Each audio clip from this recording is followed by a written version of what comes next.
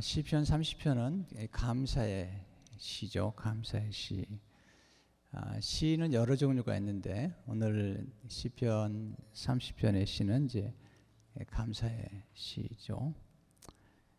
1절에 보시면 여호와여 내가 주를 높일 것은 주께서 나를 끌어내사 내 원수로 하여금 너로 말미암아 기뻐하지 못하게 하심이니이다. 내가 주를 높일 것은 하나님을 이렇게 찬송하고 있습니다. 왜 높이는가?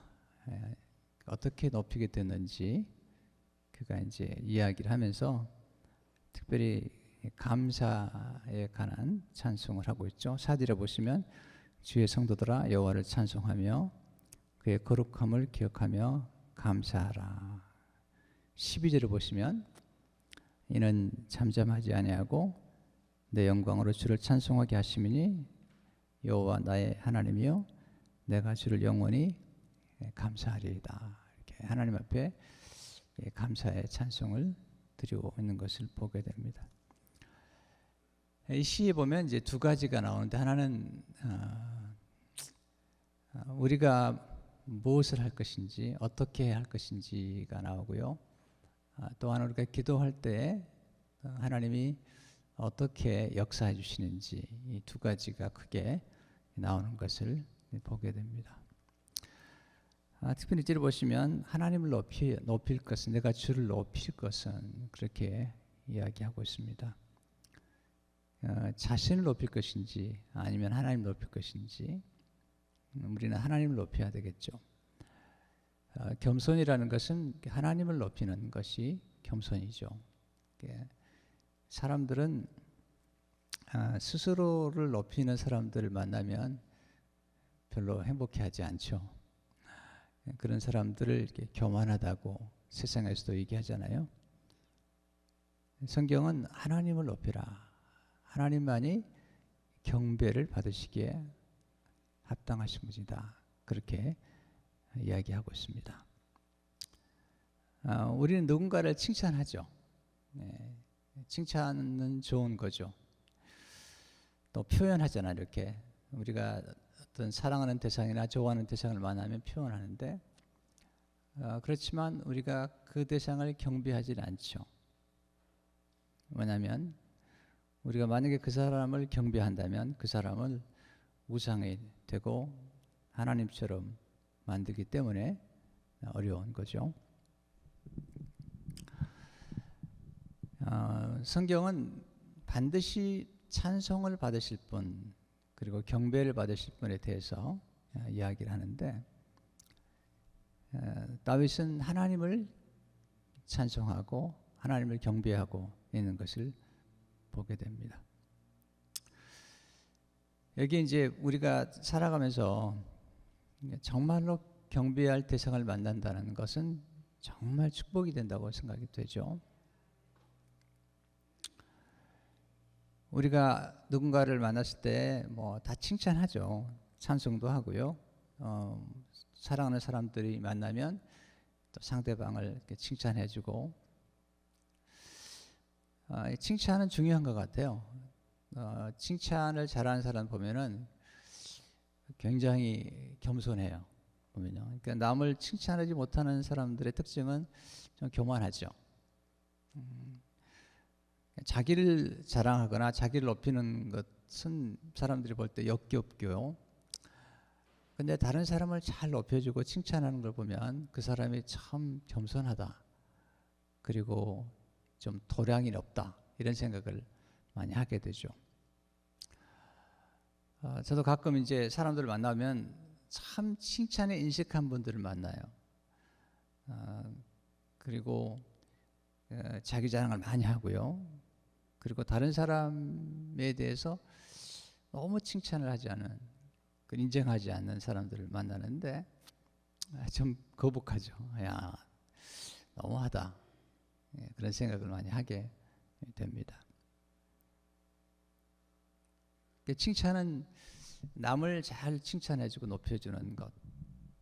또 저는 이렇게 겸손할 수 있는 유일한 길은 남을 높여주는 것이라고 생각이 돼요. 저는 이게 그 책을 추천해 달라고 하는 부탁을 참 많이 받는 편인데, 책을 추천해 달라고 하는 부탁을 받으면 제가 정말 최선을 다해서 추천합니다. 그 책을 자세히 읽어보고, 그리고 책 속에 담겨 있는 좋은 점들을 찾아내서 추천을 하게 됩니다. 그래서 제가 추천을 하게 되면 많은 분들이 좋아하는 까닭이 뭐냐면, 제가 그분을 잘 세워드리기 때문에 그래요. 그것이 이제 우리가 할 수 있는 또 겸손이라고 보죠.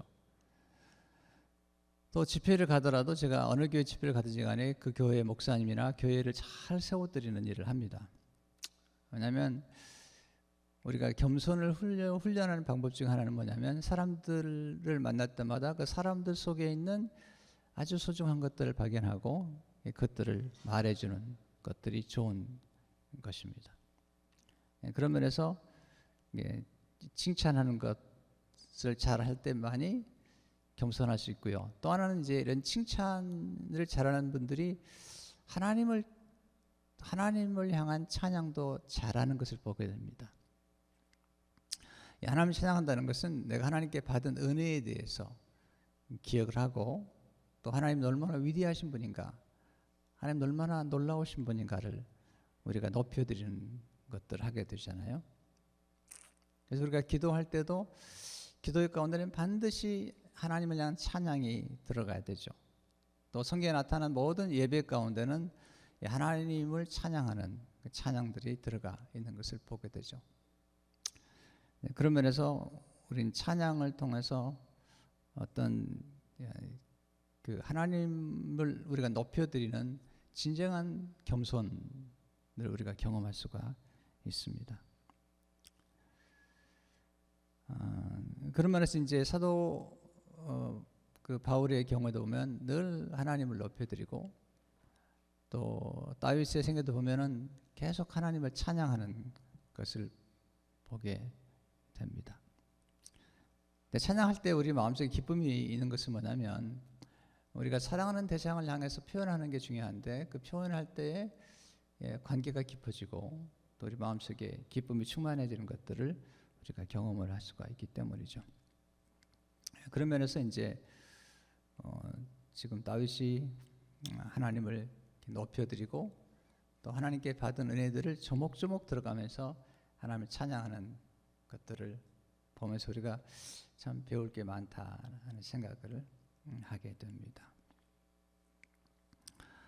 특별히 이제 그 오늘 시편 30편에 보면 그가 굉장히 어려움을 겪었던 것들을 알 수가 있죠. 1절에 보시니까 여호와여 내가 주를 높일 것은 주께서 나를 끌어내사 내 원수로 하여금 나로 말미암아 기뻐하지 못하게 하심이니이다.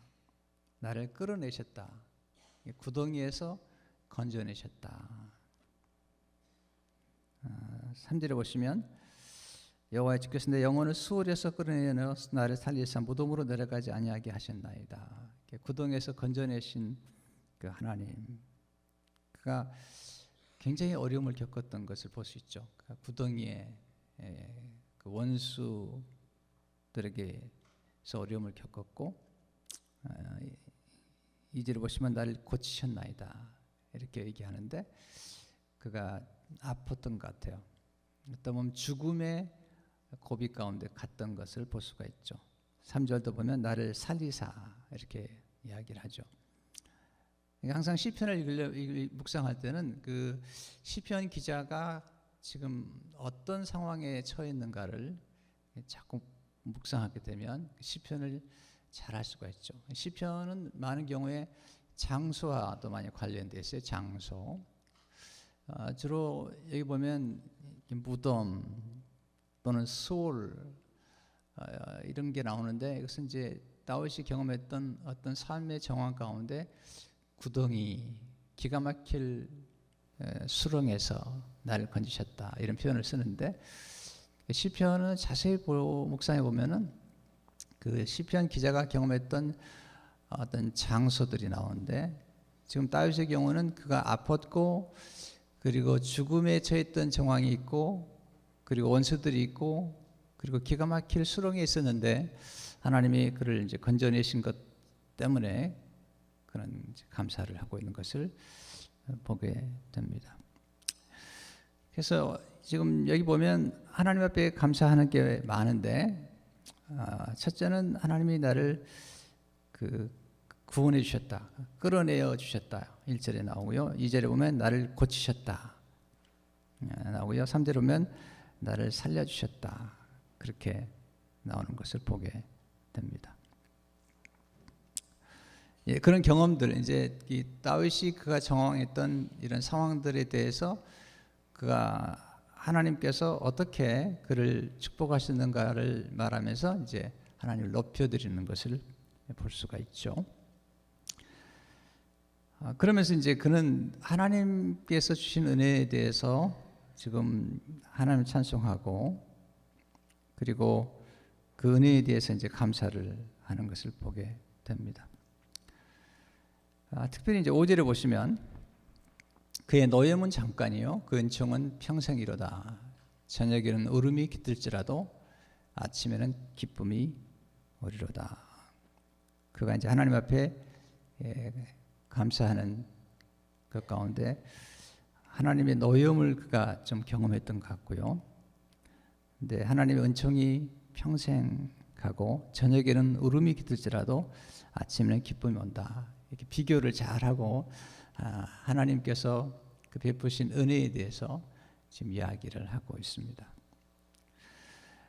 여기서 이제 우리가 어려움을 당할 때 뭘 하면 좋겠는지 2절에 보니까 여호와 내 하나님이여 내가 주께 부르짖음에 그가 기도했다. 어려움을 겪을 때 하나님께 기도했다. 8절에 보시면 여호와여 내가 주께 부르짖고 여호와께 간구하기를 기도했죠. 그러니까 다윗은 어려움을 만날 때마다 하나님을 찾아갔고 그리고 하나님 앞에 기도한 것을 보게 되죠. 부르짖어 기도했다는 거죠. 그 결과가 놀랍다는 거죠. 5절에 보니까 그의 노염은 잠깐이요 그의 은총은 평생이로다.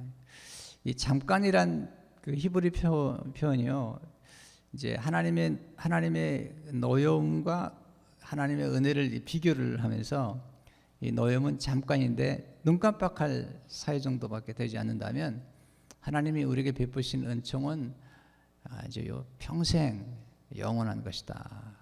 사실은 이제 비교를 해서 이야기를 하고 있죠. 그리고 저녁에는 울음이 깃든다. 우리가 보면 이제 밤에 많이 아프잖아요. 똑같이 아파도 밤에 많이 아프고 밤에 잠이 오지 않고 많이 힘들죠. 근데 다윗도 아팠을 때 그런 경험을 했던 것 같아요. 힘들었을 때 밤에 고통스러웠는데 하나님께서 그를 축복하셔서 아침에 기쁨을 주셨다. 여기 밤에 저녁에는 울음이 깃든다라는 표현은 손님이 찾아왔다는 거야. 손님. 이 울음이라는 것은 잠시 왔다 가는 손님에 불과한 것이다. 밤에는 울음이 와서 유숙했다. 깃들었다는 말은 손님은 잠시 왔다 가잖아요. 근데 밤에 손님이 왔는데 그 손님이 그 울음, 슬픔이라는 거죠. 근데 그 손님이 아침이 되니까 떠났다. 그리고 아침에 찾아온 것이 있었는데 그건 기쁨이 찾아왔다. 그러니까 밤에 깃들었던 슬픔의 손님이 떠나가고 아침이 되니까 기쁨이라는 손님이 찾아왔다는 거죠. 주로 이제 성경에 보면 아침은 하나님이 은혜를 베푸시는 시간임을 많이 강조하고 있고요. 하나님의 생명이 약동하는 시간들. 그래서 새벽을 많이 강조하잖아요. 다윗이 내가 새벽을 깨우리로다. 새벽에 하나님이 나를 도우시리로다. 그런 얘기를 많이 하는데 그 새벽이 주는 어떤 하나님의 놀라운 그런 역사의 시간들이 있는 것인데 보니까 오늘 본문에 보면 노염은 잠깐이요 은총은 평생이로다. 그러니까 잠깐 깃든 울음이나 슬픔 때문에 너무 두려워하지 말라. 우리에게 찾아온 기쁨, 그 기쁨과 은총은 아주 오래 갈 수 있다는 사실을 강조를 하고 있습니다. 근데 여기서 이제 4절을 보시면 본인만 감사한 게 아니라 4절에 주의 성도들아 여호와를 찬송하며 그의 거룩함을 기억하며 감사하라.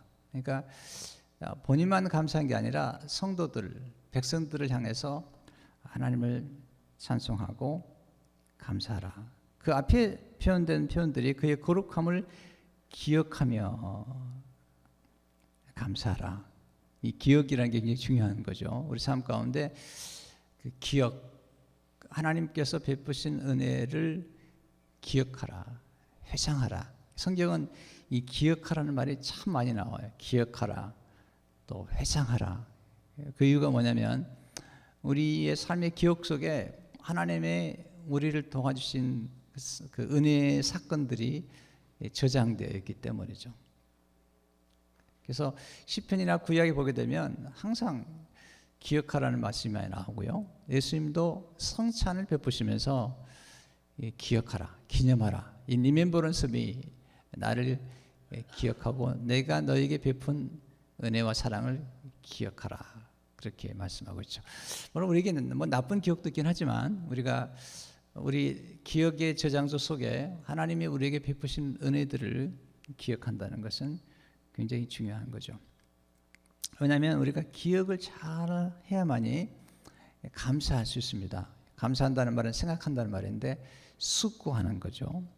그래서 하나님이 하신 일에 대해서 또 하나님의 성품에 대해서 깊이 생각할 때 우리가 하나님 앞에 감사할 수가 있다는 거죠. 특별히 여기서 이제 강조하는 단어들이 하나님 앞에 감사할 때마다 5절에 보면 은총이란 말이 있어요. 은총, 하나님의 은혜에 대해서 얘기하고 있고요. 7절도 보면 여호와여 주의 은혜로, 주의 은혜로 말을 쓰고 있고요. 10절도 보면 여호와여 들으시고 내게 은혜를 베푸소서. 이 은혜라는 말과 은총이라는 말을 반복해서 사용하고 있는 것을 보게 됩니다.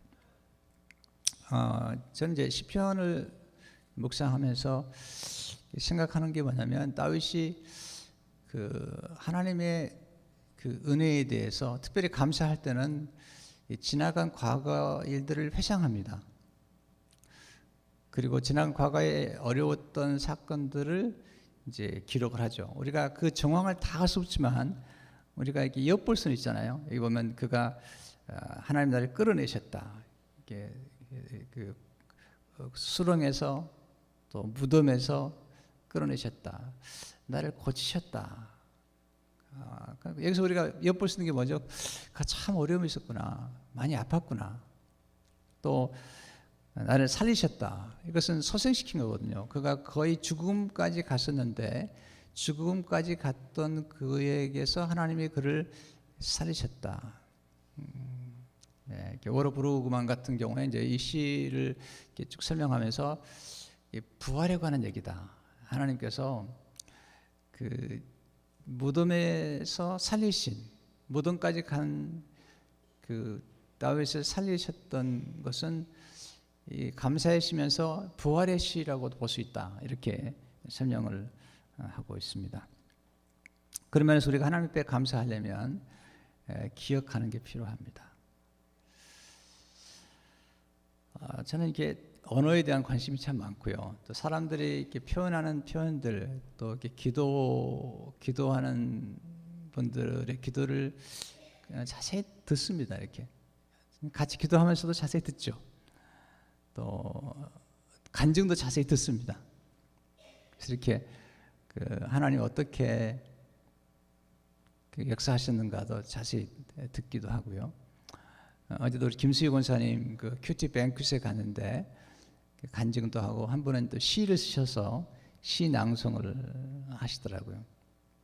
제가 이제 앉아가지고 그 시를 낭송하신 분의 시를 이렇게 들어보고 또 간증도 이렇게 들어보는데 그분들의 삶의 그 여정 스토리가 이렇게 쭉 그 표현을 하는 거예요.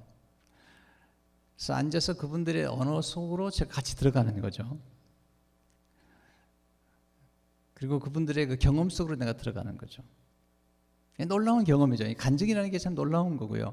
그리고 삶의 정황들 속으로 들어가게 되는데 우리가 더 많은 간증을 해야 되겠다. 또 이렇게 고백을 해야 되겠다. 이런 생각들을 참 많이 하게 돼요. 어제도 이렇게 장로님들이 이렇게 한 해 동안에 받은 은혜에 대해서 이렇게 감사를 표현하는데 참 너무 좋은 것 같아요. 이렇게 하나님께서 주신 은혜를 표현하고 나누는 게 중요한데 그 속에 지나간 과거에 경험했던 경험들이 은혜로 해석되고 표현되는 것들을 이렇게 보게 됩니다. 그러니까 지금 이 다윗의 경우에도 보면 하나님께서 나를 살리셨다, 나를 고쳐주셨다. 참 놀라운 경험이잖아요. 우리 삶 가운데 이렇게 소생의 경험 또는 회복의 경험들을 한다는 게 굉장히 중요한데 그 작은 것 속에서라도 하나님의 은혜를 경험하는 것, 신비에 속하는 거예요. 어제 같은 경우도 제가 이제 아침 일찍 나와서 큐티뱅크에 갔다가 오후에 이제 한 분이 찾아와서 얘기를 하는 중에 한 1시간 정도면 되겠지라고 생각했던 대화가 길어져 가지고 한 거의 2시간 반 이상을 이야기를 하게 됐어요. 근데 이제 머리가 굉장히 아프더라고요. 저녁에도 모임이 있는데 머리가 너무 아프다. 이게 좀 힘들다. 그런 생각을 하고 이제 대화를 마무리하고 이제 집에 들어가는데 머리가 그렇게 아픈 거예요. 야, 이거 저녁에 모임도 있고 또 내일 새벽 말씀도 전해야 되는데 그리고 이제 집에 돌아가서 약을 먹어야 되나 아니면 뭘 해야 되나 이제 생각을 하는 거죠. 그리고 들어가서 이제 안 되겠다 그리고 이제 누워서 한 30분 정도 누워 있었던 것 같아요. 30분 정도 누워 있었는데 30분 누워 있다가 깨나니까 아팠던 머리가 깨끗이 나와버리는 거예요. 약을 먹은 게 아니거든요. 근데 잠시 잠이 들었던 것 같아요. 잠이 중요해요. 여러분 잠 잘 자세요. 근데 한 30분 정도 누워 있었는데 머리가 맑아지는 거예요. 그리고 아팠던 머리가 사라지는 거죠. 이게 뭐지? 이런 생각이 드는 거죠. 하나님의 치유 또 어떤 회복의 과정에서 한 30분 저는 관찰을 많이 하거든요. 제 자신도 관찰해보고 또 사람도 관찰해보는데 어제 같은 경우에도 한 5시가 넘어가면서 머리가 굉장히 아팠어요. 그리고 어떻게 주체를 못할 만큼 아팠는데 한 30분 아주 편안하게 누워서 이제 벌써 그 무렵에 이제 장로님들이 몇 분이 오셨더라고요. 그래도 제가 누워 있었어요. 일어났는데 회복이 됐어요. 이렇게. 그러니까 그런 게 경험들을 하는 거죠. 여러 가지 경험들을 많이 하게 되고 지대현 장로님 같은 분은 한 90일은 입원해 있어야 된다고 얘기했다는데 의사가 한 3주 만에 퇴원하셔가지고 또 회복이 되셨더라고요. 그러니까 우리가 시편을 읽을 때 우리가 이 시편 속으로 들어가는 것은 뭐냐면 시편 기자가 경험했던 경험들이 우리의 삶의 경험과 똑같기 때문에 여기서 감동을 되는 거거든요. 우리도 어떤 기가 막힐 구덩이에 빠질 때가 있잖아요. 하나님께서 기가 막힐 수렁에서 건지셨다라고 할 때 기가 막힐 수렁에 빠질 때가 있거든요. 정말 이 무덤이라는 것은 수렁이라는 것은 이게 수동태입니다. 내가 어떻게 할 수 없는 거예요. 어떻게 그 정황 속에 빠져 들어가면은 내가 노력해서 나올 수가 없는 거예요. 누군가 건져내 주셔야 되는데 그런 수렁에 빠졌다. 내가 웅덩이에 빠졌다. 그런 경험들을 하는데 저도 이제 그런 기가 막힌 수렁에 빠져서 몇 년 동안 힘들 때 그때 시편 말씀 가운데 기가 막힌 수렁에서 나를 건지셨다. 이 말이 굉장히 공감이 많이 되더라고요. 그러니까 특별히 우리가 어려움에 처해 보게 되면 시편 기자가 사용하는 언어들이 우리 삶 속에 굉장히 쉽게 다가오는 것을 많이 경험하게 됩니다. 근데 여기서 다윗이 이제 전반부에서는 감사의 시를 쓰고 후반부에서는 그가 약간 회개하는 시를 좀 쓰고 있어요.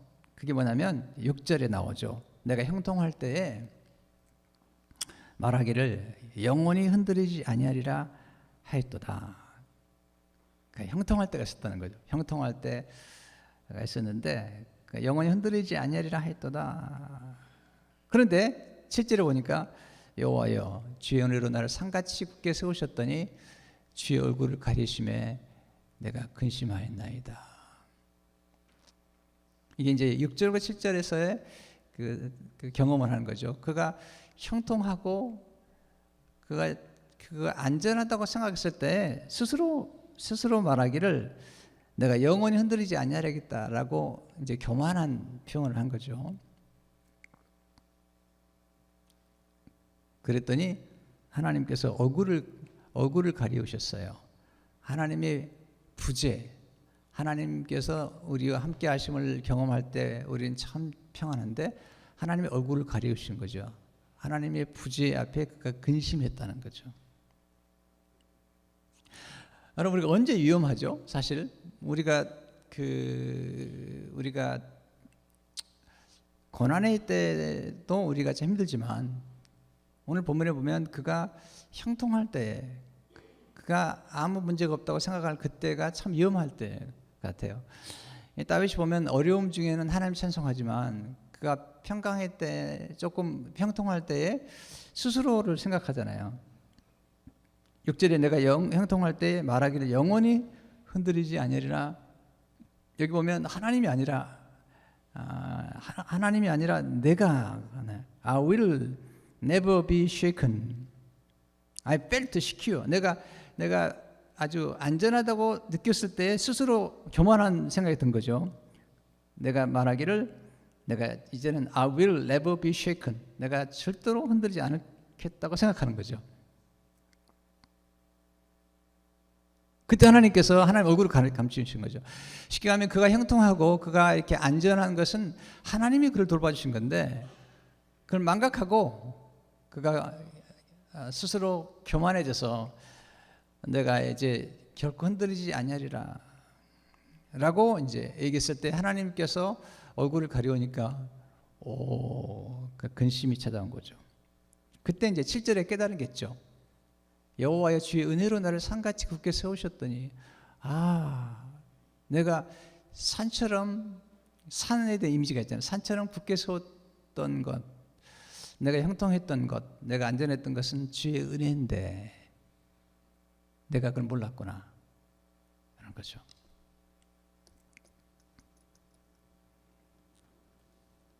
그리고 이제 다시 한번 하나님께 기도하죠. 이게 회개의 기도라는 거. 8절에 여호와여 내가 주께 부르짖고 여호와께 간구하기를 9절 내가 무덤에 내려갈 때 나의 피가 무슨 유익이 있으리요 진토가 어떻게 주를 찬송하며 주의 진리를 선포하리까 10절 여호와여 들으시고 내게 은혜를 베푸소서 여호와여 나를 돕는 자가 되소서 하였나이다. 다시 한번 하나님께 기도하는 거죠. 하나님 제가 잘못했습니다. 내가 은혜를 망각했습니다.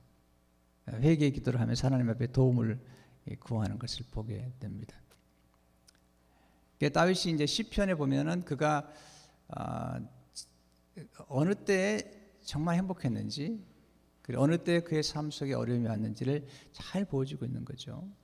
우리도 그렇잖아요. 조금만 잘 되면 뭐 쉽게 교만해지고 또 뭐 모든 것이 본인이 잘 돼서 한 것처럼 생각을 할 수가 있잖아요.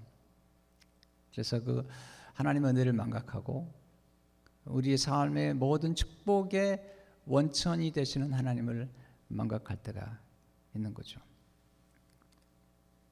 그건 아주 지혜롭지 않은 거고 참 어리석은 거라 생각이 많이 됩니다.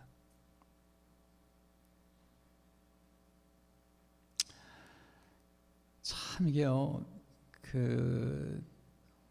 우리가 조금만 하나님을 멀리하고 말씀을 가까이 하지 않으면 우리가 하나님의 은혜를 망각해 버립니다. 사람이 얼마나 쉽게 교만할지 몰라요. 그리고 얼마나 어리석은지 몰라요.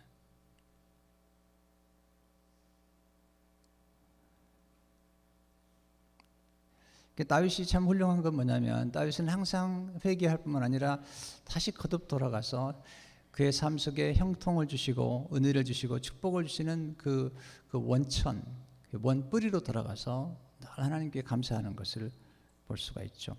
하나님께 기도했더니 하나님께서 들으시고 11절을 보니까 주께서 나의 슬픔이 변하여 내게 춤이 되게 하시며 나의 베옷을 벗기고 기쁨으로 띠띠우셨나이다. 슬픔이 변하여 춤이 되게 하셨다. 기도했더니 슬픔은, 여기 나오는 슬픔은 이제 극한 슬픔이에요. 그냥 슬픔이 아니까. 여기서 나온 베옷은 보통 회개하거나 아니면 어려움을 당했을 때 입는 옷이 베옷이죠. 하나님께서 슬픔이 변하여 춤이 되게 하셨다. 그리고 베옷을 벗기시고 기쁨으로, 영어에 보면요, 영어에서 보면 옷을 입히셨다, 띠띠우셨다 그러는데 하나님께서 그 슬픔의 변화에 춤이 되게 하시고 베옷을 벗기시고 옷을 새로 입혀주셨다. 그 옷이 기쁨으로 옷을 입혀주셨다는 거죠. 이게 이제 이 5절과의 연결점은, 5절 다시 한번 보시면 그의 노염은 잠깐이요 그의 은총은 평생이로다. 저녁에 울음이 깃들지라도 아침에는 기쁨이 오르다. 그러니까 손님이 찾아왔는데 저녁에는 울음이나 손님이 찾아왔다가 아침이 떠나고 기쁨이란 손님이 찾아왔는데 이 기쁨은 떠나지 않는다는 거죠. 그리고 노염은 잠깐이지만 그 은총은 영원한 거라는 거죠. 하나님의 은혜가. 또 여기 보면은 슬픔이 변하여 춤이 되게 하시고 베옷을 벗기시고 기쁨으로 옷을 입혀주셨다 하는 놀라운 말씀을 볼 수가 있죠. 그렇기 때문에 12절에 보면 이는 내가 잠잠하지 아니하고 내 영광으로 주를 찬송하게 하시미니, 영어에는 영광이라는 말이 없는데 내가 하나님을 찬송하게 하시미니 여호와 나의 하나님이여 내가 주께 영원히 감사하리이다. 자 보세요. 다윗이 하나님의 은혜를 경험하니까 잠잠할 수가 없는 거예요. 네. 이 하나님의 은혜를 정말 깨닫고 나면 그걸 표현해야 되는 거예요. 내가 잠잠할 수가 없는 거예요.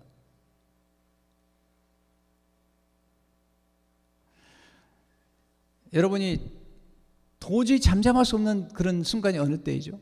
예를 들면 어떤 여러분들이 요즘 뭐 좋은 식품, 건강에 좋은 식품이나 건강에 좋은 제품이나 이런 것들을 만났다 그럽시다.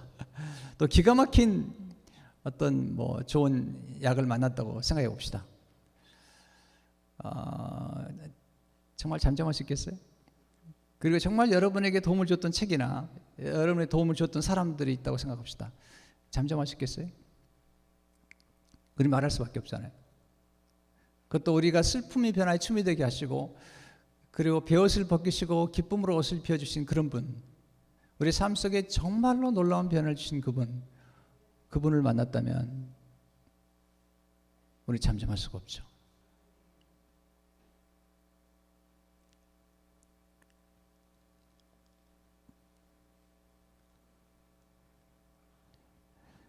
근데 여기서 이제 그 사람마다 다른데 이게 어떤 분들은 이렇게 표현이 참 어려운 분이 계세요. 너무 수줍어가지고 못하는데 표현하는 훈련을 해야 되거든요.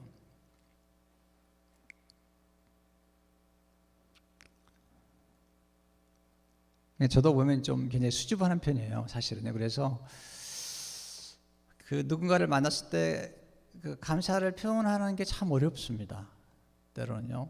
노력을 많이 하는데, 왜냐하면 감사하지 않아서가 아니라 이 기질이 좀 수줍어서 그런 것 같아요. 혹시 여러분 그런 경험하지 않아요? 예를 들어서 여러분이 어떤 그 작가나 어떤 또 노래를 잘하는 분이나 어떤 또 뭐 연예인이라 이러자면, 또는 그 야구 좋아하는 분들은 그 야구 선수 가운데 아주 다저스의 아주 유명한 선수가 있다고 그럽시다. 우리 제이콥 전사님 누굴 좋아해요? 다저스에? 네, 있다고 그럽시다. 근데 한 번 꼭 만나고 싶은 거예요. 그래서 늘 그 주위를 뱅뱅 도는 거죠. 근데 오늘 만났어요. 만났는데 만나가지고 표현하고 싶은 거죠. 내가 당신 정말 좋아합니다. 게임할 때마다 내가 정말 좋아하고 텔레비전 자주 보고 게임도 자주 보러 옵니다 라고 이야기하려다가 차마 얘기를 못 할 수가 있거든요. 어떤 분이 그런 얘기를 하더라고요. 본인이 어떤 제가 정말 만나고 싶은 사람이 있었는데 본인도 노래하는 사람이니까 정말 노래 잘하는 사람 만나가지고 그분의 그 연주회는 항상 찾아가고 언제나 만나고 찾았는데 막상 그 앞에 갈 때마다 그분 앞에 감사를 표현을 못하는 거예요. 왜냐하면 그분이 너무 탁월하고 너무 아름다웠고 너무 음악이 좋아서 표현하고 싶은데 표현을 못하고 돌아오는 거죠. 혹시 그런 때가 있지 않으세요? 없으시나?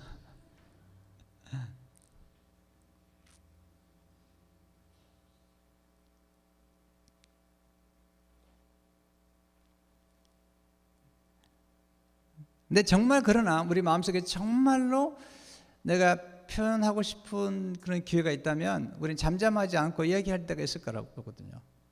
사람도 그렇잖아요. 저는 이제 이동 목사님 제가 자주 말씀드리잖아요. 근데 이동 목사님을 제가 84년도에 만났는데 지금도 어려우세요, 그렇게.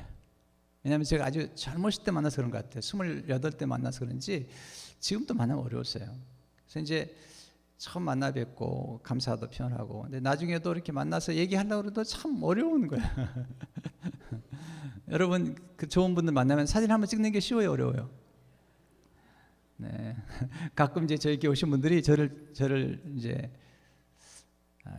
이게 자랑이 아닙니다. 이거 오해하지 마시고요.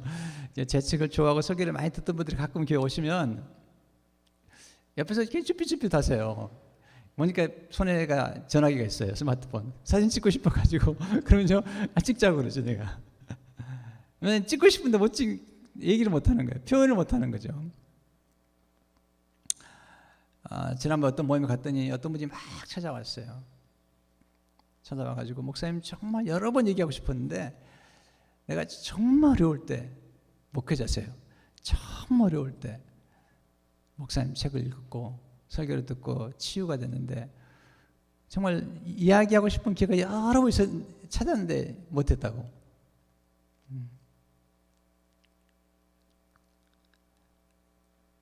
C.S. 루이스가 그렇게 말합니다. 우리가 그 누군가를 만났을 때 표현을 함으로써 어떤 것들이 완성된다. 이분이 이렇게 합니다. 저는 우리가 우리에게 즐거움을 주는 것들을 찬양하기 좋아하는 까닭은 찬양이 단순히 우리의 즐거움을 표현해 줄 뿐 아니라 완성해 주기 때문이다. 연인들이 서로에게 거듭거듭 아름답다고 말해주는 것은 단순히 찬사를 표하기 위함이 아닙니다. 그렇게 표현하지 않으면 그들의 즐거움은 완전해질 수 없기 때문입니다. 우리가 찬양할 때 그 대상의 진가가 인정되는 것이요, 우리의 즐거움도 완전한 경지에 도달하게 되는 것입니다. 그 대상에 좀 더 가치 있는 것일수록 이러한 즐거움은 더욱더 강렬한 것입니다. 자, 우리 서로 사랑하는 사람끼리 서로 사랑한다고 서로를 칭찬해 주는 걸 통해서 우리의 즐거움이 완전해질 수 있는 것처럼, 우리가 누군가를 만났을 때 그 대상이 정말 더 훌륭한 분일수록 우리가 그분에 대해서 또 어떤 작품에 대한 그 감상을 표현할 때에 우리 안에 있는 기쁨이 최고로 높아질 수 있다는 거죠. 세 번은 이렇게 얘기합니다.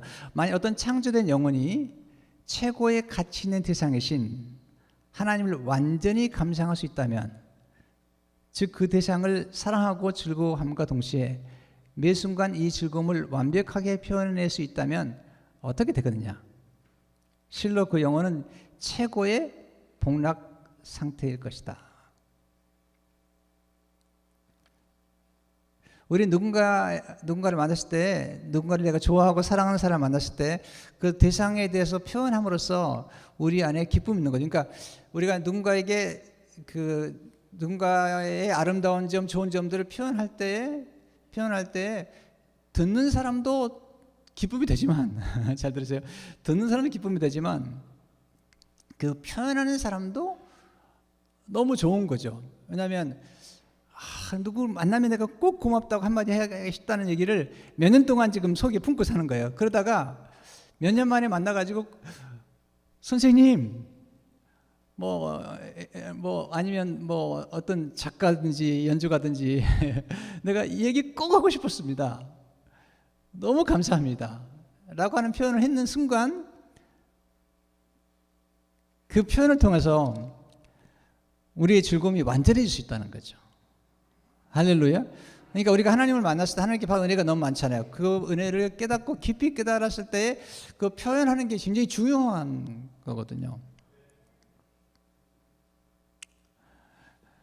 저는 이제 이게 보면 사람들 가운데 이렇게 하나님을 찬양하고 또 사람들을, 자 보세요.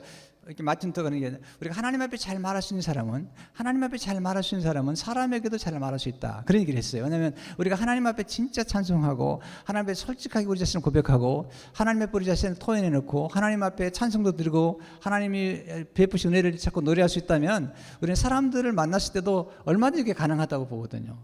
그게 왜냐하면 우리가 잘 관찰하면 모든 사람들 속에는 놀라운 보석 같은 아름다움이 있는 거거든요. 그걸 찾아내는 게, 찾아내는 그 안목이 중요하다는 거죠. 저도 이제 목회자를 만나보면 어떤 목사님들은요, 불평이 많아요, 도대체. 하여튼 뭐, 교인들 다 불평인 거죠. 마음에 들어서 하나도 없는 거죠. 근데 저는 그냥 늘 감사할 뿐이거든요. 할렐루야. 그냥 늘 감사한 거예요. 장로님들 감사, 권사님들 감사, 집사님들 감사, 우리 목회자들 감사, 늘 감사한 거죠. 목회하게 된 것도 감사, 설교하게 된 것도 감사, 늘 감사가 많은 거예요. 그러니까 우리 마음속에 어떻게 살아가냐가 좀 중요한 거잖아요.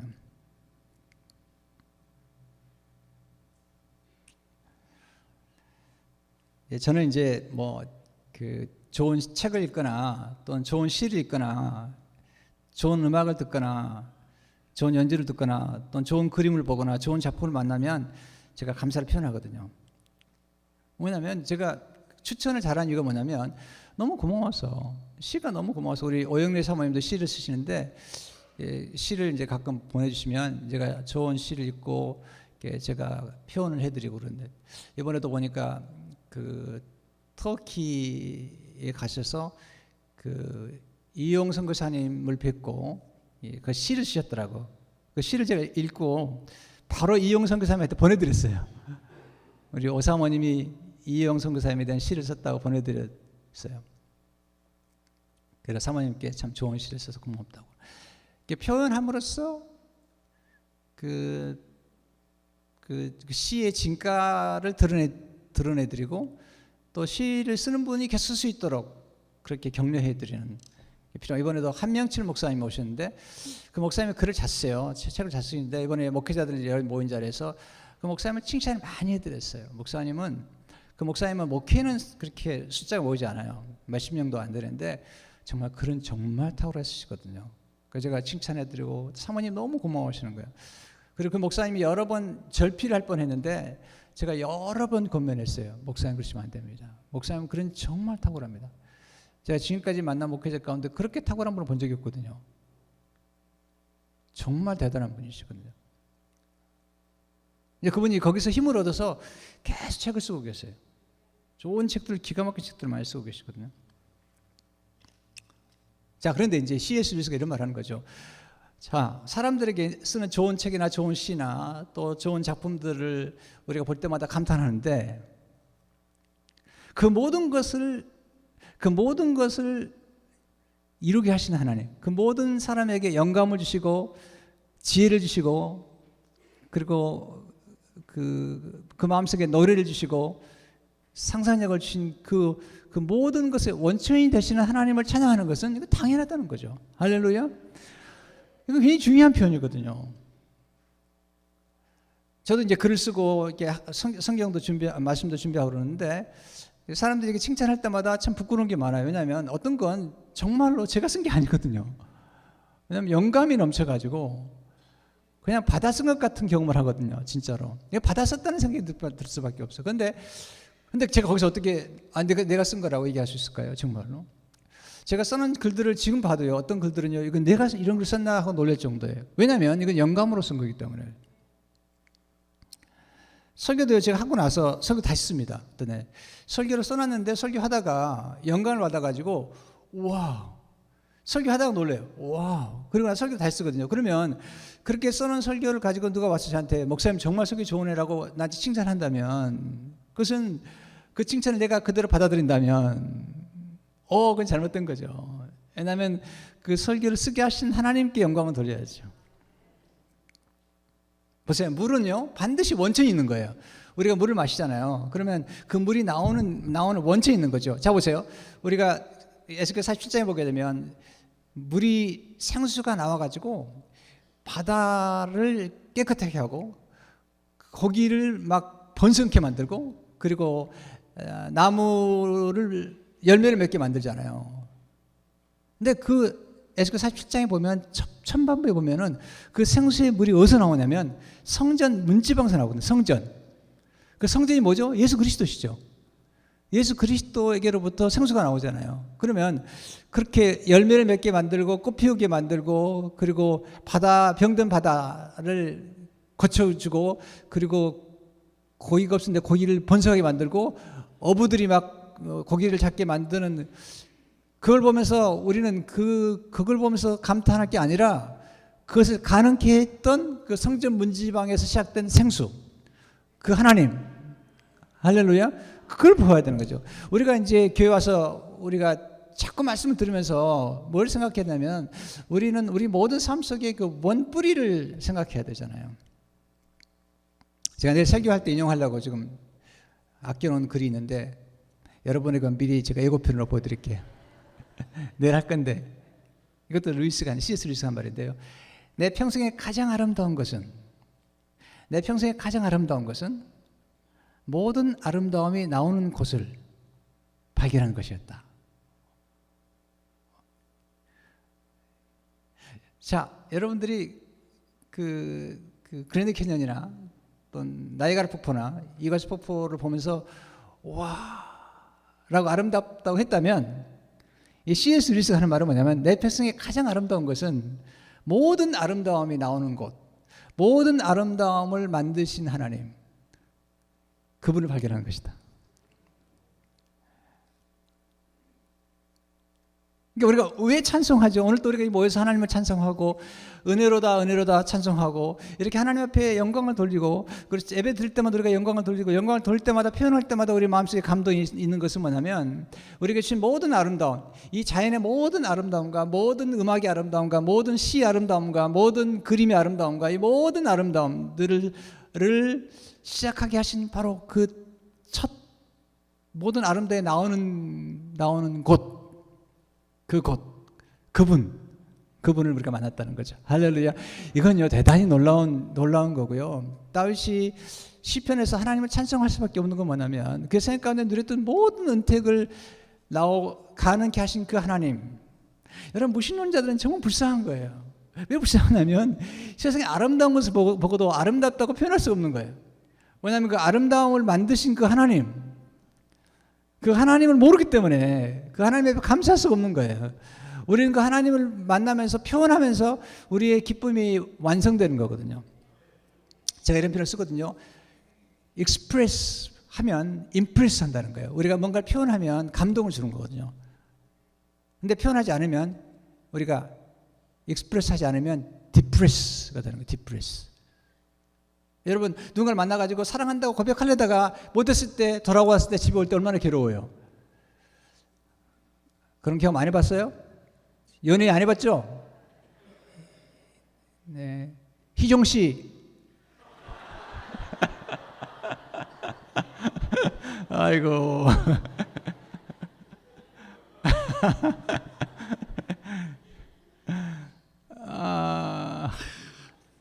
제가 만나가지고 진짜 얘기했잖아요. 한 3개월 동안 손 한 번 못 잡아보고, 또 이렇게 사랑한다는 표현도 제대로 못 해보고, 근데 영장이 나온, 군대 영장이 나온 거. 그래서 이제 만났어요. 저기 만나가지고 제가 얘기했어요. 희정 씨, 내가 지난 몇 개월 동안 이렇게 만났지만 손도 한 번 못 잡아보고, 근데 내가 이제 영장이 나와서 군대 가야 되는데 결혼해 주겠냐고. 미쳤죠. 아니, 군대에 내일모레 갈면서 결혼했다고 그러니까 미쳤죠. 그랬더니 희정 씨가 제 손을 꼭 잡고 그러는 거예요. 준민 씨, 우리 친구예요, 친구.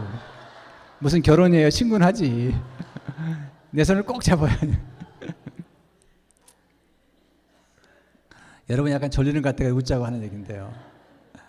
근데 우리가 누군가를 사랑했을 때 그 사랑의 표현을 하지 못하고 그 머뭇거릴 때 그 우리의 그 느끼는 감정이 완전히 완성이 되지 않은 것처럼 우리가 하나님 앞에 왔을 때도 하나님에 대한 감사를 표현하지 않고 있을 때 우리 뭔가 굉장히 힘들잖아요. 왜 설교만이, 잘 들으세요. 왜 설교만이 예배가 아닌가를 알아야 됩니다. 예배는 기도가 있는 거예요. 예배는 사랑을 표현하는 찬송이 있는 거예요. 우리가 예배는 하나님을 사랑하는 표현하는 예물이 있는 거예요. 그리고 설교가 있는 거예요. 우리는 어떤 분은 설교만 들어오는데 그건 잘못된 거예요. 예배는 드림이 있는 거예요. 하나님께서 베푸신 은혜에 대해서 감사하고 그 은혜에 대한 너무 감사해서 하나님께 영광을 돌리는 바로 거기에 열쇠가 있는 거거든요. 그래서 진정한 예배 속에 경배가 있는 거예요. 경배가 있고 마땅히 경배를 받아야 할 분에게 경배하는 게 중요하잖아요. 팀 켈러가 그런 얘기를 하더라고요. 이 얘기하고 마칠게요. 설교가 좀 길어지는데 미안합니다. 이런 얘기한테 어떤 피조물도 자기를 경배할 때 그 경배를 받을 수가 없다는 거죠. 천사들 있잖아요. 사도 요한이 천사에게 경배를 하죠. 너무 놀라니까. 왠 천사들이 놀랍잖아요. 경배 천사가 하는 말이 경배하지 말라고. 난 하나님 예배하는 사람이지 난 경배하지 말라고. 고넬료가 베드로가 왔을 때 베드로 앞에 경배하잖아요. 그때 베드로가 한 말이 왜 내게 경배하느냐? 경배하지 말라는 거예요. 근데 보세요. 성경 보면요.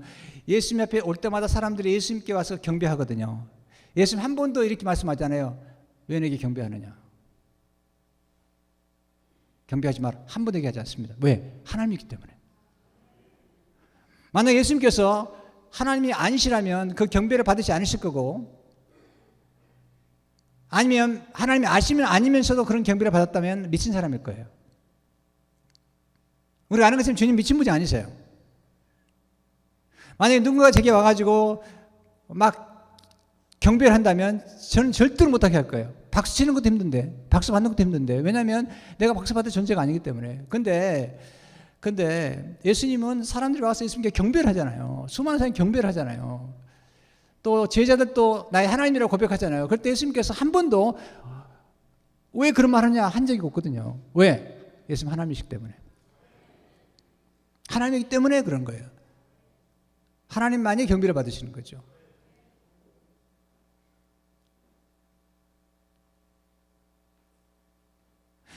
여기서 우리가 정말 예수님 사람들이 왜 축복이 되냐면 마땅히 경배할 대상이 경배할 수 있다는 게 축복이죠. 네. 오늘 이 마음속에 여러분 속에는 이 감사를 갖고 하나님 찬송하고 경배하는 여러분 되시길 주의 이름으로 축원합니다.